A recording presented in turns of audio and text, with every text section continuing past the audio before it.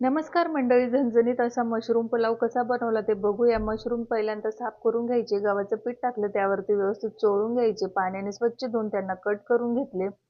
त्यानंतर 2 वाटी बासमती तांदूळ घेतला, त्यांना स्वच्छ धुवून पाण्यात भिजत घालून ठेवायचे. मिक्सरच्या भांड्यामध्ये अद्रक, लसूण, 2 ते 3 हिरवी मिरची, किसलेलं खोबरं, पाणी टाकून त्याचं वाटण तयार करायचं. गॅसवर कुकर ठेवला, दीड पळी तेल टाकून घेतले, सर्व खडे मसाले टाकले, उभे चिरलेल्या मिरच्या टाकल्या, चिरलेला कांदा सोनेरी रंग येईस्तोवर परतून घेतला. त्यानंतर चिरलेला टमाटा टाकून चवीनुसार मीठ टाकून मिश्रण पुन्हा परतून घ्यायचं. वाटलेला मसाला टाकून मिश्रण पुन्हा परतून घेतले. त्यानंतर बिर्याणी मसाला, गरम मसाला, लाल तिखट टाकून मिश्रण पुन्हा परतून घेतलं. 1 चमचा दही टाकून त्यामध्ये मशरूम टाकून परतून घ्यायचं.